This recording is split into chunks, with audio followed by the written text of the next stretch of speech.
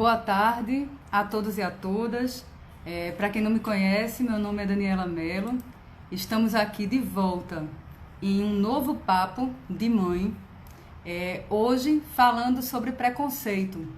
E é um tema muito importante porque para quem na nossa pauta está em foco a formação de valores humanos para a construção de uma sociedade mais justa, de uma sociedade mais empática, de uma sociedade em que os valores humanos sejam preservados. Então, falar sobre as desigualdades impostas desde muito cedo é uma pauta muito importante para quem acredita que é possível a transformação dessa sociedade em que nós vivemos, né? Para quem acredita que é possível plantar sementes para a construção de um amanhã melhor. Meu nome é Daniela Mello, para quem não me conhece, eu sou fundadora do projeto Tão Aventureiro e aprendi desde cedo que as minhas dores, elas tinham uma história para me contar. E olhando para essas dores de forma responsável, eu comecei a trilhar uma caminhada em busca de vamos dizer assim, de um fortalecimento e do que é verdade para mim e o que deve ser mantido na pauta da minha vida, como questão mais relevante, como questão mais importante. E olhando para essas dores, eu ressignifiquei uma trajetória e olhando para essas dores, eu pude me ver como formadora, enquanto formadora, formadora e educadora em casa. Eu tenho filhos, eu sou professora também. Como eu posso atuar no fortalecimento do meu filho e como eu posso aceitar um desafio de apoiar mães e crianças nessa empreitada, nessa caminhada tão delicada e tão sensível. Então, olhando para meu filho, eu comecei a entender como era o comportamento das crianças e verificar o que é que era possível fazer para contribuir minimamente. E hoje a gente está trazendo na pauta e vamos receber uma escritora, poetisa, ativista da causa da igualdade, e eu brinco sempre e digo sempre que a pauta da igualdade é transcendente, Odailta Alves. Ela vai trazer a fala dela para nossas crianças e para as mães que assistem o nosso projeto. Ela já está aí, a qualquer momento ela está entrando. A qualquer momento ela está entrando. E aí tem uma questão que fala sobre o que essa desigualdade ela pode gerar, acarretar na vida dos nossos pequenos, que vão ser grandes homens e mulheres amanhã. E aí o viés, trazendo a tônica o viés do preconceito, pensar no que o que esse preconceito pode trazer de consequência negativa na vida das nossas crianças. Minha querida Odailta está entrando aí. Olá, Olá, seja muito tudo bem? bem-vinda, minha querida. É um prazer ter você conosco nessa tarde de hoje para falar de uma questão tão importante, né? Uhum, com certeza. E Odailta, com tantas evidências ultimamente, né, a coisa está se acentuando tanto, as discussões raciais em função da pandemia e dos pandemônios, que aí é mais do que necessário estabelecer esses diálogos, sim. é verdade. Odailta, deixa eu lhe dizer, eu já vou fazer uma provocação. Quero que você saúde a Uhum, todas as pessoas que vieram para prestigiar esse seu momento aqui nesse projeto dedicado às crianças. Você será muito bem-vinda, vou lhe convidar em todos os projetos. Eu tenho um projeto dedicado também às mulheres vítimas de violência. Mas nesse de criança, a questão das diferenças eu trago no livro, na verdade, o livro é esse livrinho, As Incríveis Aventuras de Tão que Neném, e Tão não parou por aí, e ele fala exatamente dessa diferença que exclui, dessa diferença que segrega.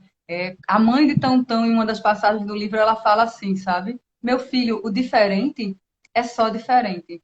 Ele não é melhor nem pior. E se a gente não inclui e não acolhe e não entende que a gente é um só povo, a gente é um só povo, a gente não cresce, porque é a diversidade que permite esse crescimento humano, né? É verdade. E essa perspectiva é repetida há anos, né? Mas a questão é que a gente acaba chegando à conclusão de que a sociedade ela acaba meio que determinando os corpos humanos e os corpos não tão humanos assim. Então, assim, existem corpos que despertam solidariedade e outros não, né? E aí, os corpos que não despertam solidariedade social são os corpos negros, em sua maioria, né? Porque nós temos também as populações indígenas aí passando por muitas violências, mas a leitura do corpo negro é uma leitura muito complicada, né? Porque a questão do racismo colocou a população negra, né, nessa leitura marginalizada que violenta desde a infância, né? Então, assim, as crianças negras, elas não são as crianças, aquela criancinha que a pessoa vai pequenininha e pega no cabelinho, ai, que coisa mais linda, que olhinho lindo, que rostinho lindo, parece uma princesa.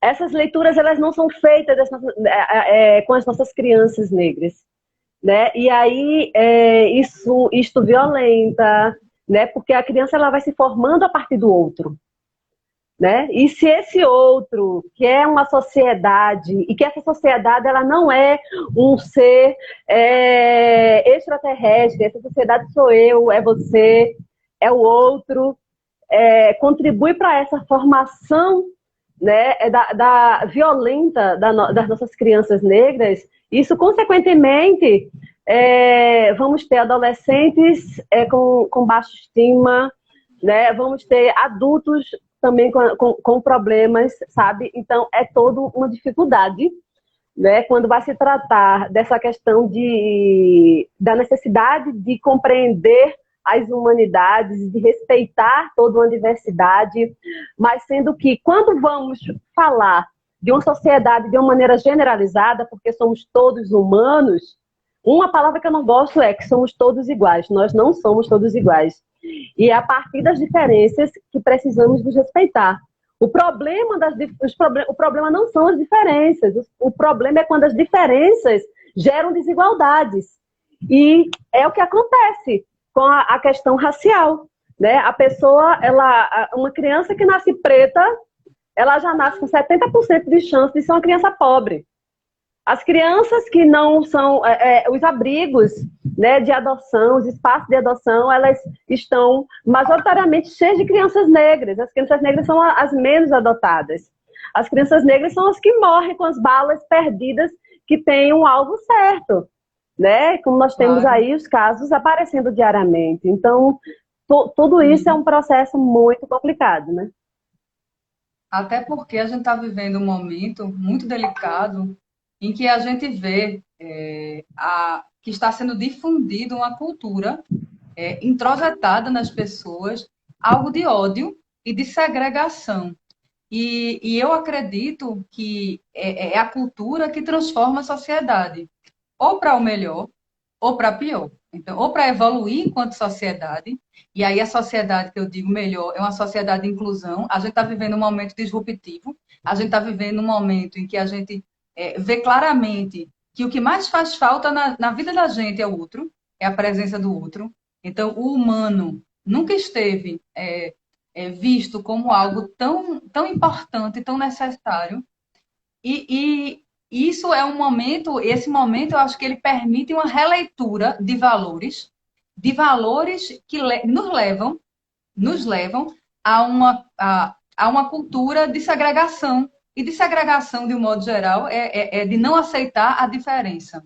Eu achei muito legal essa colocação que você fez de não somos iguais, mas somos uma mesma raça, eu digo, nós somos todos seres humanos. Então, nas nossas multiplicidades, nas nossas características múltiplas, nas nossas particularidades, nós integramos um corpo único, um corpo social único.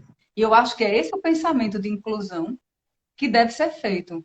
Aí eu queria te perguntar, com relação a essa questão estruturante, que exclui a criança negra por essa imposição, por esses arquétipos e esses estereótipos que são construídos. Qual o papel da criação, na verdade, qual foi o papel dessa cultura de massa do massificado para introjetar esses arquétipos? Porque, na verdade, no final das contas, todos nós somos reféns desses arquétipos, todos nós somos reféns, uns em maior e outros em menor proporção. E qual o papel da educação como ponte de transformação dentro da possibilidade de criar uma contracultura que permita essa mudança efetiva? Uhum. O racismo, né, quando a gente vai dialogar, partindo do pressuposto de que a sociedade, de que agora é como se fosse o ápice do racismo na sociedade, é uma perspectiva um pouco equivocada. Por quê? A diferença do racismo de agora para o racismo de 30 anos, quando eu era uma menina de 10 anos, é a internet. É porque o que acontece, joga-se na internet e aí, todo mundo fica sabendo. Você não necessita mais de aparecer aquele fato numa imprensa, na Rede Globo, no jornal. Muito pelo contrário, essas grandes imprensas, elas já vão atrás do que está bombando nas redes. E aí sim, vai em busca e coloca na televisão. Então, assim, o racismo, ele sempre existiu, sabe? O racismo, ele sempre foi cruel. O racismo, e muito pior, e eu te digo, o racismo foi muito pior quando eu era criança, porque as piadas racistas eram motivo de gracinha, nós não tínhamos uma legislação de políticas públicas voltadas para a população negra, como a Lei 10.639, que garante, pelo menos que obriga, mas é uma obrigação que, infelizmente, não vem em ampola para dar na veia, aí acaba não acontecendo. O ensino da história e cultura afro nas escolas, a Lei 11.645 de 2008, que trabalha a questão da cultura afro e indígena também. Nós temos a lei das cotas raciais nas universidades e também nas instituições públicas. Então, isto foi política pública, mas política pública que aconteceu de 18 anos para cá. Né? Então, antes dessa política pública, não se pensava, por exemplo, na quantidade de pessoas negras que nós temos nas universidades. E não significa que nós não tínhamos essa capacidade de ocupar esses espaços, sendo que o processo de exclusão é muito forte. O racismo, ele não é cultural, o racismo, ele é estrutural. Né? A nossa sociedade, ela foi estruturada racialmente, uma sociedade escravocrata, uma sociedade que escravizou seres humanos, que desumanizou essas pessoas, não poderia ter uma prática diferenciada da nossa. Nós passamos por mais de 300 anos de escravidão e nós temos menos de 130, 140 anos de abolição, e uma abolição que não teve reparação. Uma abolição que jogou os nossos pretos e pretas às ruas e pagou para os imigrantes brancos europeus ocuparem os espaços de trabalho, ganhando cota de terra, porque hoje se critica a cota, mas os primeiros cotistas foram os brancos europeus que vieram ganhando cotas para estabelecer a sua vida nesse país. Então, assim, nós temos toda uma parte histórica, né, uma estrutura, a estrutura social, ela se forma racialmente. Ela diz quais são os corpos que merecem evoluir financeiramente, que vão ocupar espaços de poder, e quais são os corpos que não são feitos para isso. Os corpos pretos, eles nesse processo de pós-escravidão, né, nesse processo de estar o tempo inteiro tendo que sobreviver, acaba estando nesse local do corpo no espaço de marginalização, sabe? E a leitura social é uma leitura marginalizada. E aí, a escola, enquanto instituição pública, é muito triste dizer isso, porque eu trabalho como técnica de direitos humanos na Secretaria de Educação do Estado, né? Eu sou funcionária pública do Estado e da Prefeitura do Recife, eu também trabalho como gestora na escola da Prefeitura, né? Então, nos meus lugares institucionais, né, com mais de 20 anos de experiência na educação, o que a gente constata é que, por o racismo ser algo estrutural, ele é arquitetado e posto em prática pelas instituições. E a instituição escolar, enquanto representante do Estado, ela funciona para validar e manter a estrutura racista da nossa sociedade. E isto é muito notório quando nós vimos, por exemplo, desde criancinha na creche, as crianças sempre ouvindo as histórias de princesas brancas e de príncipes brancos. Numa creche pública de maioria preta, ela vai compreender desde ali que ela não é a princesa da história. Sabe? Aí, às vezes tem brinquedoteca. Quando você chega na brinquedoteca, um monte de boneca branca, e você vê uma gama de criancinhas pretas ninando bonequinhas brancas para aprender a ser babá no futuro. Sabe? Aí você vai e chega no livro didático, você não encontra escritoras negras, você não encontra os teus heróis, as tuas heroínas. No livro de ciências, o teu corpo não está lá como um corpo para se trabalhar a ciência. Você não aprende na universidade, você não aprende nesses espaços porque você é negra, o que é melanina, porque o teu cabelo é crespo. A escola, ela apaga, né? Ela apaga totalmente qualquer possibilidade de protagonismo preto. E isto não é por acaso, isto é um projeto de sociedade. Porque imagina se toda criança negra descobrisse a sua potencialidade nesse espaço escolar e dissesse que não, eu não vou ser o que o sistema me diz, eu vou estudar, eu vou fazer universidade e tal. Isso seria um perigo para o sistema. Quem é que iria ganhar o menor salário? Quem é que iria estar nas cozinhas? Quem é que ia estar limpando as ruas? Né? Iríamos ter que ter um sistema de automanutenção e a branquitude não está predisposta a fazer a sua faxina. E aí, nesse período de pandemia, isso fica muito notório quando coloca o serviço de empregada doméstica como um serviço essencial. Quem são as empregadas domésticas, em sua maioria? As mulheres negras, as mães das crianças negras, que têm que deixar os seus filhos em casa e tomar conta das casas e dos filhos das brancas. Então, a questão racial é uma questão extremamente cruel com a nossa população e com a formação das nossas crianças. E tendo, sim, todo um sistema judiciário, de saúde, de educação, como mantenedores desse processo racista. Isso. Mas é por isso que é importante trazer essa pauta, porque é essa pauta que vai desconstruir um sistema perverso, que é um sistema que é mantido desde o primórdio da nossa Constituição enquanto sociedade. Então, trazer a pauta para formar uma consciência. Quando eu falo para as mulheres, eu falo muito da consciência de gênero, porque eu acredito que é a consciência de gênero que transforma de verdade de dentro para fora. A primeira grande libertação é você formar dentro de si, se apropriar de valores e de um conhecimento que permita se entender como cidadão de direito. A partir do momento que você se entende como parte daquele processo, como cidadão de direito, o segundo passo é você buscar legitimar um direito que é seu, né? Então, da mesma forma, falar do preconceito, falar da desigualdade, falar do racismo é tão importante. E é tão importante a inclusão através de cotas, a gente vê um maior acesso dos negros de modo geral, e essa ascensão não é à toa, é por conta das políticas afirmativas, das políticas públicas de inclusão. Acho que a gente ainda falta muito, mas a gente já está muito melhor do que a gente já esteve antes, mas que é muito importante trazer para as crianças a dor do não pertencimento, que outra criança que não se vê espelhada, não se vê representada dentro de um contexto até lúdico trazido na escola, para que a partir desse despertar possa ter empatia, que essa diferença, na verdade, tem que ser acolhida e respeitada. E acho que a gente tem que buscar, na verdade, dialogar mais e mais com as escolas e pensar em projetos que possam trazer essa pauta da igualdade. Porque eu vejo que a gente precisa muito dessa pauta para poder transformar a nossa sociedade efetivamente.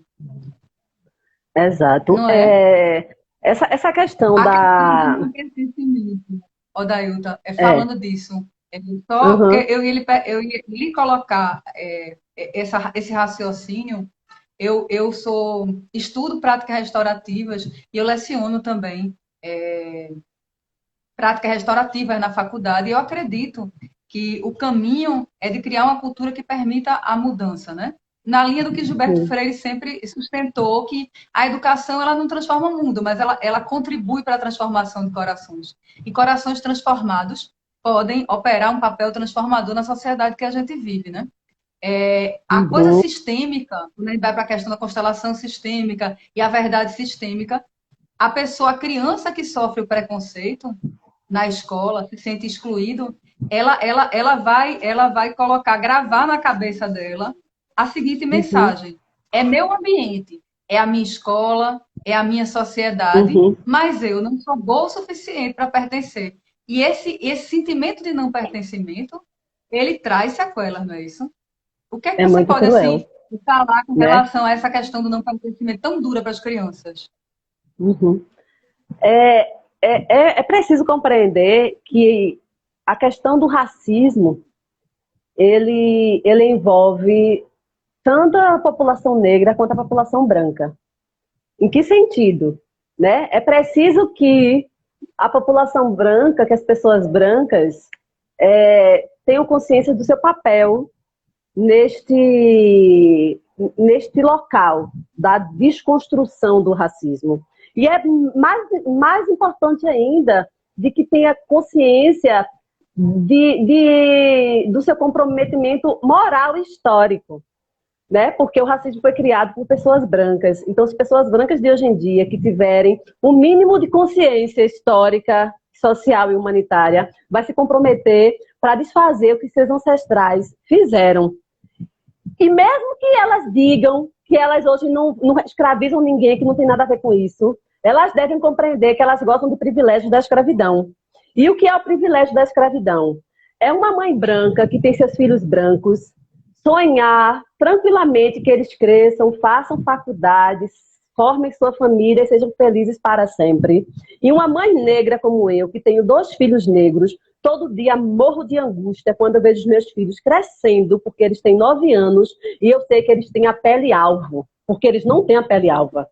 Eu morro de medo, porque hoje em dia eu moro em um bairro de classe média, sabe? E eu tenho medo do meu filho, adolescente, estar entrando num prédio e simplesmente a polícia passar e achar que ele está querendo arrombar e meter uma bala no meu filho. Uma mãe branca, de filhos brancos, nunca vai saber o que é isso, sabe? Então, assim, são estruturas raciais que adoecem essas mães, que adoecem essas crianças, porque, querendo ou não, os meus filhos com 9 anos, eles já sabem o que é racismo desde os 2, 3 anos. Porque quando começaram a frequentar a escola, já chegaram em casa dizendo que chamaram o meu cabelo de bombril, que me chamou de macaco, sabe? Então eu tenho que dialogar com crianças de 3, 4, 5 anos sobre o que é racismo, porque outras crianças do tamanho delas não têm uma formação em casa, porque essas crianças sim teriam condições de ter formação em casa,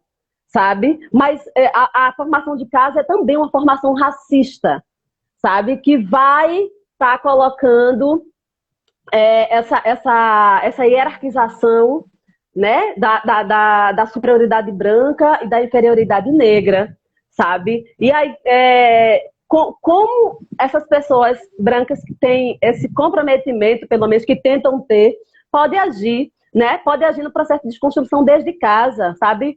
Comprando bonecas, bonecos negros e negras para seus filhos, independente deles serem negros ou não. Porque as crianças brancas precisam compreender que os corpos negros merecem respeito, carinho, colocar para dormir, dar abraço, amar aquela bonequinha, amar aquele bonequinho, comprar histórias, essa aqui, ó, histórias, por exemplo, que é de uma pernambucana, velhas histórias, novas leituras, de Naldete Pinheiro, uma coletânea que tem 5 livros com protagonismos negros, de crianças negras. Outra escritora pernambucana, aqui, ó, Rainha Dandara e a Beleza dos Cabelos Crespos, de Deise Cabral de Moura.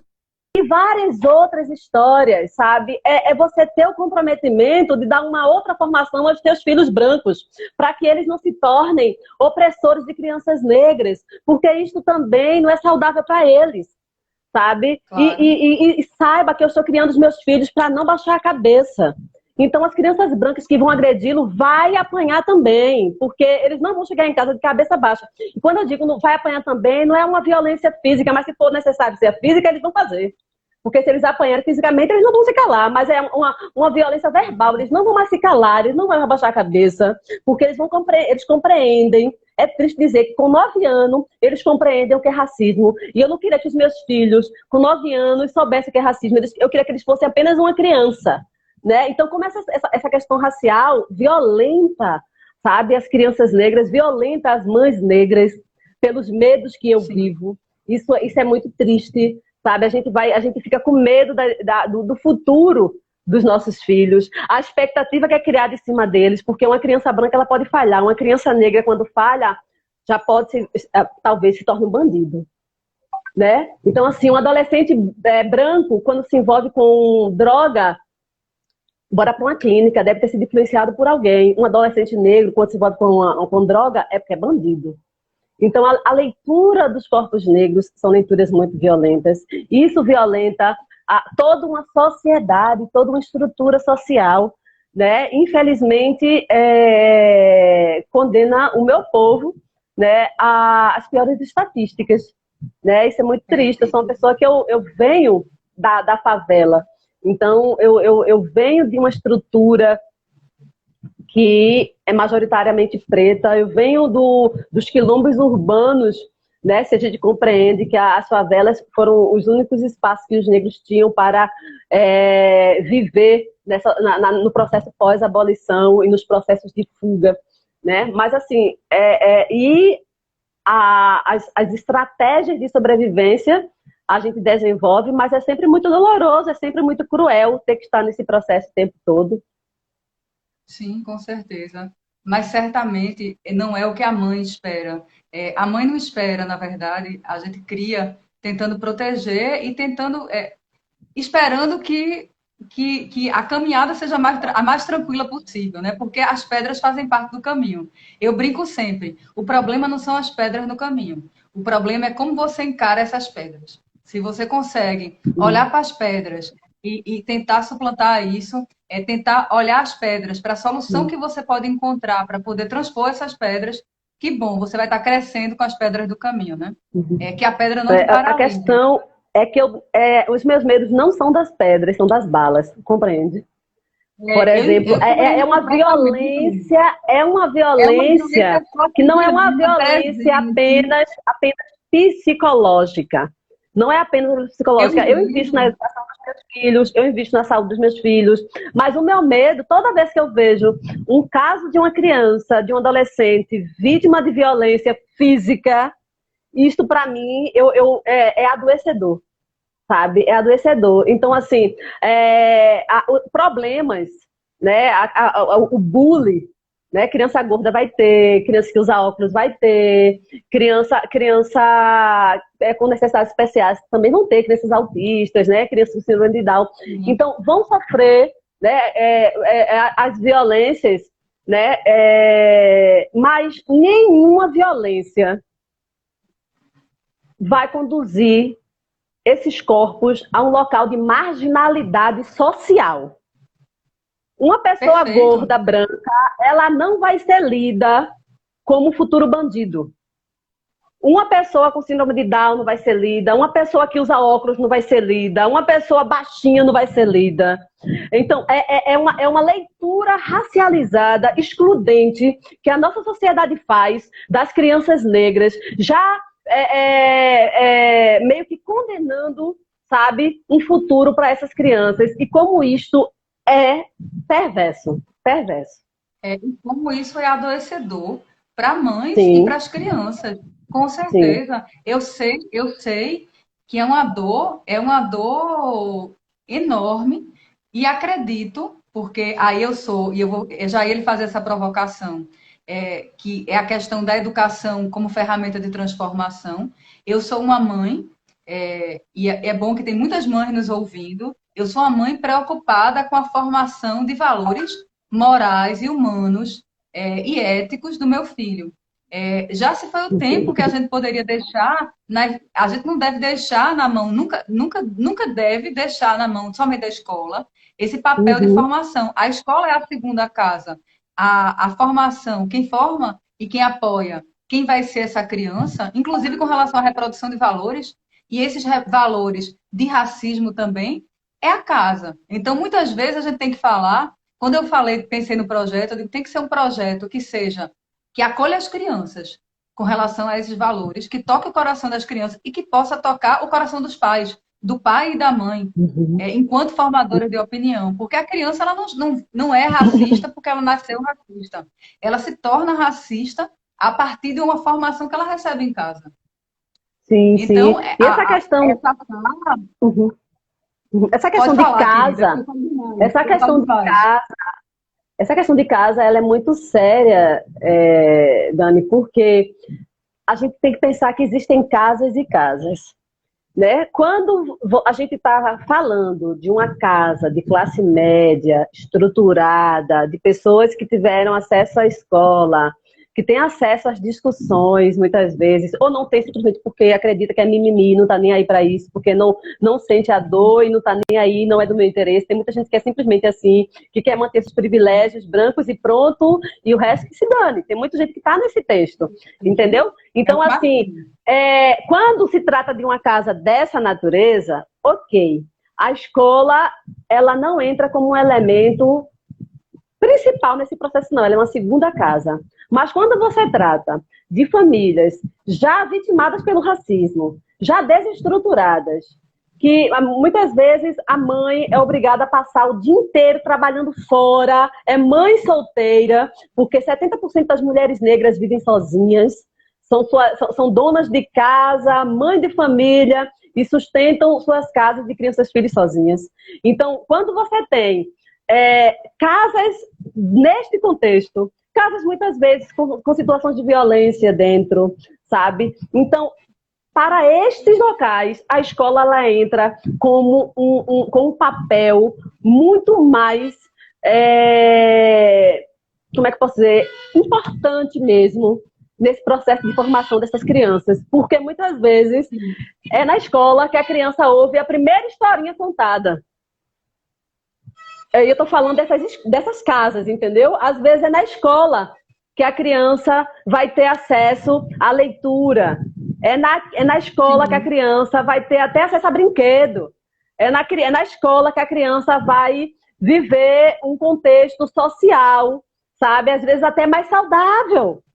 Porque a estrutura social e racial da nossa sociedade condena uma grande parte da população à miséria, sabe? Então, às vezes, a escola ela se apresenta como um espaço principal para algumas crianças, que em casa passam um dia sozinho, ou então você tem uma criança de 10 que toma conta de uma criança de 6, de 1, de 2, porque a mãe tem que trabalhar.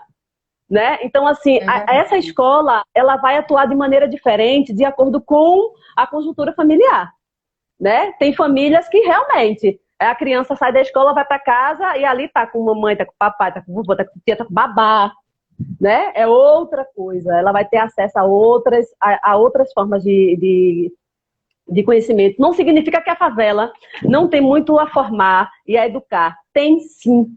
Mas precisamos analisar qual é a situação daquela criança naquele contexto, sabe? E aí, quando se fala de escola pública, o papel da escola pública ele é fundamental para a formação da nossa sociedade. Agora, a pena que essa escola pública ela não vem funcionando dessa forma, entendeu? A gente tem muito o que fazer, né, Odailton? A gente pensa assim, traz a pauta, conversa sobre o tema, mas a gente vê que é uma luta, mas é uma luta que vale É. a pena e eu vou plagiar, na verdade, eu vou utilizar, me apropriar de um termo que nossa querida amiga Cida gosta muito, Cida Pedrosa. Eu vou Sim, esperançar. sim. Eu trago a pauta É. porque eu esperanço. É aquele mover Uhum, ativo no propósito de uma inclusão e de uma sociedade mais justa, de maior dignidade, de respeito à dignidade da pessoa humana, né? De respeito ao outro, uhum. apesar de qualquer diferença, porque o outro faz parte dessa sociedade, e é na diversidade. E a nossa sociedade é uma sociedade diversa, é uma sociedade múltipla, e não tem como não haver respeito, sobretudo, tudo na característica social do nosso Brasil, né? Que é esse caldeirão de cores, sim, de credo, de sim, sincretismo. sim, Mas a gente já sim. está chegando no final do nosso Ah, encontro. Passou tão rápido. Eu podia passar duas né? horas falando contigo, mas eu queria muito. Gente, quem está nos ouvindo aí, presta atenção. Essa mulher, ela é uma poetisa, ela é uma artista, uma escritora, além de ser ativista, que eu tenho o maior orgulho de estar trazendo aqui para conversar com a gente. Eu queria, querida, que você deixasse uma fala para quem está ouvindo a gente, para as mães que estão ouvindo a gente, para dar um fechamento nesse tema que a gente está tratando de igualdade. Uhum, certo. Eu queria só pontuar rapidinho que eu acabo negritando a questão racial, mas é importante a gente pensarmos em todas as possibilidades combatermos, na verdade, todas as possibilidades de violência e exclusão, né? Então, eu abro aí um espaço também para as violências que as crianças LGBTs sofrem, porque são corpos que não despertam compaixão. Sabe, assim, já é lido como safadeza, é pervertido. Então, e são crianças que não têm. Porque uma criança negra vai chegar em casa, me chamaram disso. Aí a família vai dar um apoio, vai lá na escola, vai reclamar e tal. Mas uma criança gay, né, lésbica, quando na rua é violentado, muitas vezes não tem coragem essa criança de chegar em casa e dizer, porque vai dizer, também você é assim, fica aí nessa safadeza, nesse jeito, é por isso. Então, a criança LGBT, né, a criança gay, lésbica, a criança trans, que nós temos também já, crianças se reconhecendo nesse processo, né? Então, essas crianças, é preciso também colocar em pauta isso, é preciso criar os nossos filhos para respeitar as crianças, né, e os adultos LGBTs, porque são pessoas que são violentadas, são mortas, né, pessoas mortas, violentadas todos os dias nessa sociedade, excluídas também. Né? Então, assim, o que eu deixo para as mães, sabe, que é preciso você ter um comprometimento mesmo com toda uma diversidade do que é ser mãe, do que é ser criança, sabe? É preciso você tentar vivenciar uma coisa chamada dororidade. É tentar se colocar no lugar da dor da outra pessoa, por mais difícil que seja, sabe? Então, procure educar os seus filhos para respeitar as pessoas. Não tenha medo que seu filho, se tiver um amigo gay, vai se tornar gay. Não vai não, amigo. Porque ele vai ter um monte de amigos héteros. Tem um gay, e exatamente só esse gay vai fazer influência. Não vai fazer a influência da vida dele, não vai, né? Então, porque às vezes é todo esse medo, essas crianças são extremamente solitárias. É uma coisa que criança LGBT sofre e que crianças negras também muitas vezes sofrem, a solidão nos espaços. Então, é preciso educar os nossos filhos com a perspectiva de acolhimento, de respeito ao outro, até porque a gente deseja que os nossos sejam respeitados, né? Então, assim, Sim, para que sejam adultos, né, e adultas, sabe, assim, pessoas evoluídas, né? Pessoas que nós, enquanto sociedade, desejamos ter para conviver, para formar uma sociedade que repare todas as injustiças e as desigualdades que vem plantando aí há séculos, né? Nesse Brasil, nesse mundo, na verdade. Então, assim, busque estratégias, né? Procure, quando comprar alguma coisa para seu filho, para sua filha, quebrar com o que está posto. Não tenha problema de dar carros à sua filha, de dar bonecas ao seu filho.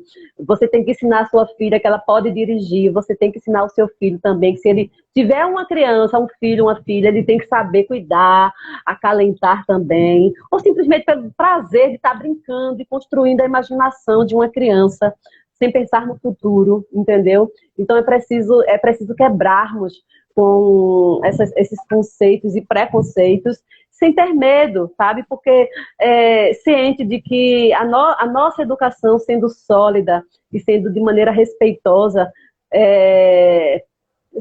tem uma tendência imensa, sabe? A dar certo, a fazer outras pessoas também viverem felizes, porque a partir do momento que eu crio meu filho, minha filha humanamente, ela vai interagir em outros espaços de maneira humanitária também. Por exemplo, eu tenho uma filha de 9 anos, que a professora disse que ela vive brigando na escola porque o pessoal quer agredir um menino que é autista e ela quebra pau para defender essa criança. Né? Então, Ela já assim, assume a mas é bronca, porque... né?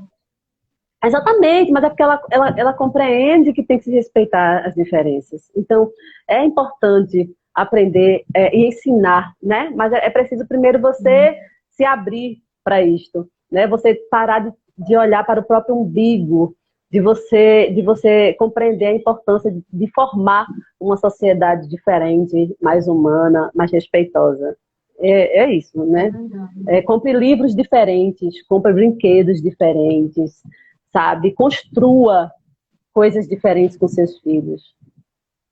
E uma coisa, se me permite, dentro dessa linha do que você está colocando, eu achei lindo, dororidade. Não tinha ouvido, vou incluir, vou incorporar, vou me apropriar. Dororidade, a coisa de você criar um olhar, desenvolver um olhar empático, né, tão fundamental. Uhum, Eu acho que quando você cria um caminho para que seu filho olhe com empatia para a dor do outro, ele consegue se uhum, colocar no lugar do outro e ele sensibiliza, ele humaniza.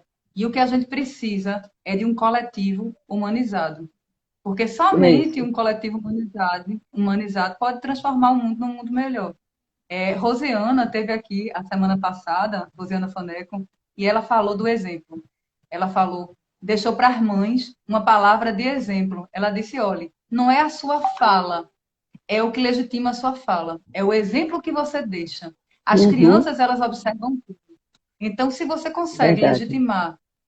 legitimar sua fala com exemplos, exemplos positivos, exemplos de inclusão, exemplos de empatia, Verdade. aquela criança vai ser multiplicadora, né, Odailton? Uhum, é fundamental.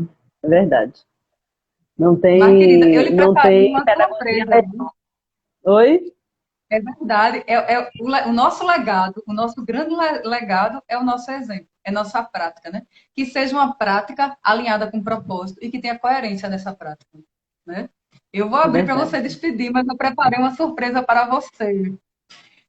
Eu não Ah, é uma poesia, não é uma poesia à sua altura, mas uhum, eu vou recitar um trechinho porque eu acho que é pertinente a essa temática.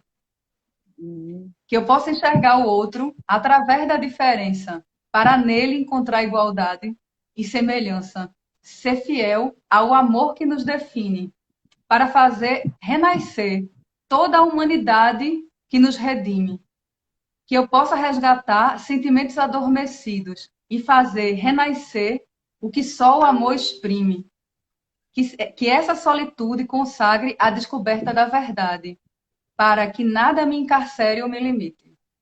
Então, vamos. Eu queria Uhum. agradecer a todo mundo, agradecer a você, abrir espaço, um monte de gente aqui dedicando, mandando beijo para você e agradecer profundamente Inteira. por essa sua fala, que nós estejamos, possamos estar juntas em outros momentos, trazendo essa Sim, com pauta tão certeza. importante, querida. Com certeza, Dana. Eu também agradeço pelo convite e sigamos aí sensibilizadas e sensibilizando e procurando mudar a cada passo, sabe? É cada passo, é cada detalhezinho do cotidiano que faz a diferença nas nossas. É tão detalhe, por exemplo, é você, quando for na praia, quando pudermos ir à praia, é uma coisa que eu faço, assim, dou prioridade a sentar em barracas que estão ali mulheres, e sobretudo mulheres negras, porque eu sei que elas ali, elas são as que lideram suas famílias e que ali eu vou estar contribuindo com a renda dessa mulher. Então, assim, são coisas simples. Eu entro numa loja, vou em busca também de mulheres, majoritariamente mulheres negras primeiro, se não tiver uma mulher não negra, mas assim, sempre nesse processo de estar fortalecendo, né, de estar nos fortalecendo enquanto mães, né, para que em casa possamos ter o melhor a fornecer para os nossos filhos e se estruturar de maneira mais saudável.